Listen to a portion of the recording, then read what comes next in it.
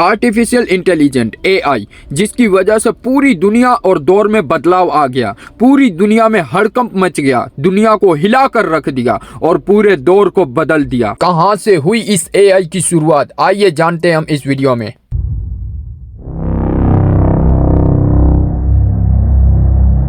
World war 2 का समय, साल 1940। वर्ल्ड वॉर 2 चल ही रहा था और उसी समय लंदन में एक मैथमेटिशियन एलन ट्यूरिंग, जिसको द फादर ऑफ एआई के नाम से भी जाना जाता है, उसके दिमाग में एक भयंकर सवाल आता है कि क्या मशीन सोच सकती है, और अगर इंसान की सोच को लॉजिक एंड रूल्स में ब्रेक डाउन कर दिया जाए तो क्या मशीन भी इंसान की तरह बिहेव कर सकती है। और इसी सवाल के जवाब को ढूंढने के लिए साल 1950 में एलन ट्यूरिंग ने एक टेस्ट डिजाइन किया, जिस टेस्ट का नाम था द ट्यूरिंग टेस्ट। इस टेस्ट में 2 रूम्स थे, एक रूम में इंसान और दूसरे रूम में मशीन। दोनों को सेम ही क्वेश्चन दिए जाते थे और एक जज, जिसे पता नहीं था कि किस रूम में क्या है, उसका काम था ये डिसाइड करना कि इंसान कौन है और मशीन कौन है। इस टेस्ट से एलन ट्यूरिंग का गोल एक इंसान जैसा मशीन बनाना नहीं था, बल्कि एक ऐसा मशीन बनाना था जो बिहेवियर में इंटेलिजेंट हो। वो अपने इस गोल को एकम्प्लिश करने के लिए आगे बढ़ ही रहा था कि साल 1954 में एलन ट्यूरिंग पर होमोसेक्सुअलिटी के एलिगेशंस लगने लगे। उस जमाने में होमोसेक्सुअलिटी एक क्राइम माना जाता था और सोसाइटी के प्रेशर के चलते सिर्फ 41 साल की एज में ही एलन ट्यूरिंग ने खुद ही अपनी जान ले ली। एलन ट्यूरिंग का सफर तो यहीं खत्म हो गया, लेकिन उनका सवाल क्या मशीन सोच सकती है अभी भी जिंदा था। इस इंसिडेंट के 2 साल बाद साल 1956 में डार्टमथ कॉलेज में एक समर वर्कशॉप ऑर्गेनाइज की जाती है, जिसके लिए जॉन मैकार्थी ने अपने फंडिंग प्रपोजल में पहली बार एक वर्ड लिखा था, आर्टिफिशियल इंटेलिजेंट। और इसी वर्कशॉप को एआई का जन्म भी माना जाता है। भले ही इस वर्कशॉप में ज़्यादा लोग नहीं थे, लेकिन जो लोग भी थे वो बहुत ही इंटेलिजेंट और डाइवर्स बैकग्राउंड से बिलोंग करते थे, जैसे कि mathematician, computer scientist, psychologist, neuro scientist, और इन सब का गोल एक ही था, इंसान की तरह सोचने वाली मशीन बनाना।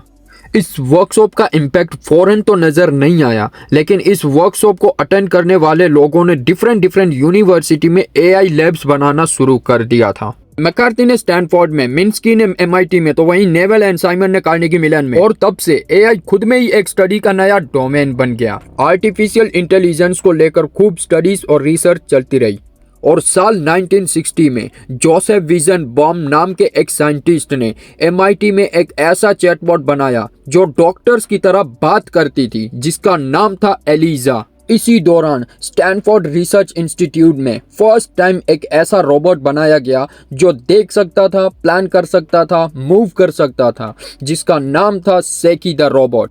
पर फिर साल आता है 1966, यूएस एक रिपोर्ट रिलीज करती है, द अल्पेक रिपोर्ट, जिस रिपोर्ट में बोला जाता है कि एआई में कोई ज्यादा प्रोग्रेस हो नहीं रही है और इसीलिए इसकी फंडिंग कट की जाती है। उसके बाद साल 1973 में यूके में एक और रिपोर्ट पब्लिश होती है, लाइट हिल रिपोर्ट, जिसमें बोला जाता है कि एआई का फ्यूचर बहुत ही लिमिटेड है और फिर से फंडिंग बंद कर दी जाती है। इन सारे इंसिडेंट के बाद ऐसा लगने लगा कि अब एआई का चैप्टर खत्म होने वाला है और ये बस एक इम्पॉसिबल ड्रीम था, जिस पे अब हार मानी जा चुकी है। पर फिर आता है साल 1997, एक ऐसा वक्त जिस दिन के बाद से कुछ भी पहले जैसा नहीं रहने वाला था।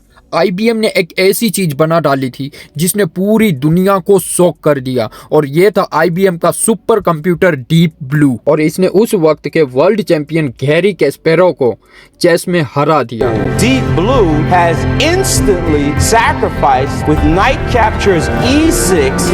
Something on the chessboard now that Kasparov sees. He does not look. He looks disgusted. First game, the computer defeated Kasparov. और अब एआई को इग्नोर करना नामुमकिन था। वक्त बीतता गया और फिर से साल आता है 2011 एंड एप्पल लॉन्च करती है सीरी। Siri is your intelligent assistant. It helps you get things done just by app. पहली बार आम इंसान मशीन से बात कर सकता था। फिर 2016 में डीप माइंड का अल्फा गो कोरिया के चैंपियन ली सिडोल को चेस में हरा देता है।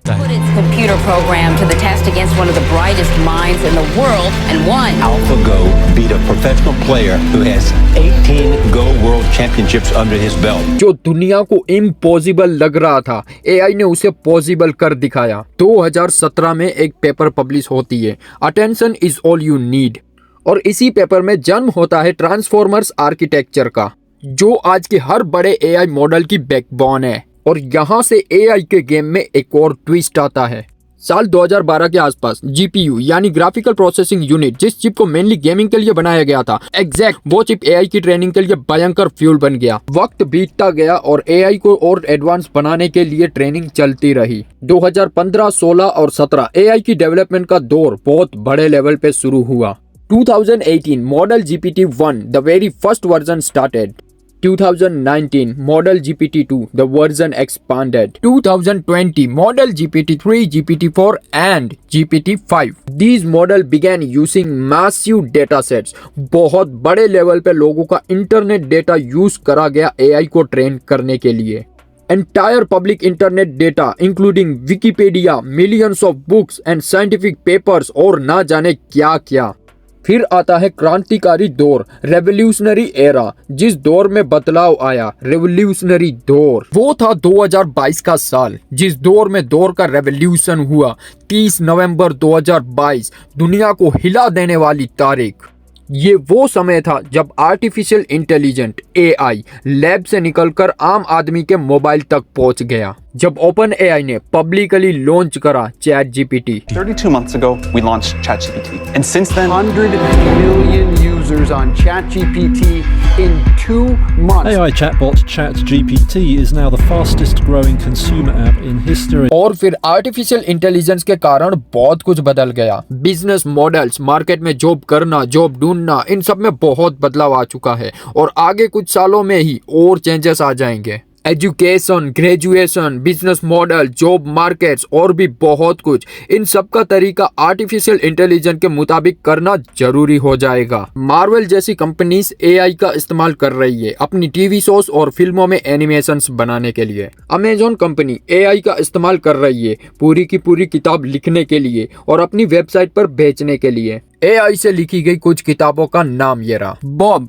The robot, exploring the universe, and one the road, an experimental road trip. और एक जापानी शॉर्ट स्टोरी ने तो लिटरेरी प्राइज भी जीता है, जिस बुक का नाम है the day a computer rights a novel. AI को समझना और सीखना इस दौर की हकीकत है। एआई जिसके पास दुनिया की सारी नॉलेज है, इसे अगर हम अपने फायदे के लिए यूज करना सीख जाए तो पूरी दुनिया की नॉलेज हमारी मुट्ठी में होगी। हम इस जिस भी फील्ड में चाहे उस फील्ड में तबाही मचा सकते हैं। पॉलिटिक्स का खेल, बिजनेस का गेम, दुनिया देखने का नजरिया और ना जाने क्या क्या हम सोच भी नहीं सकते, उस हद तक बदलाव आ चुका है। वजह है आर्टिफिशियल इंटेलिजेंट एआई। लगभग 70 साल पहले एलन ट्यूरिंग ने एक सवाल पूछा था, कैन मशीन थिंक? और 2022 आते आते मशीन्स ने जवाब दिया, यस वी कैन थिंक। अगर वीडियो देखकर तुम यहाँ तक आ गए हो तो प्लीज सब्सक्राइब कर देना और ऐसी वीडियोस आती रहेगी, सब्सक्राइब कर देना।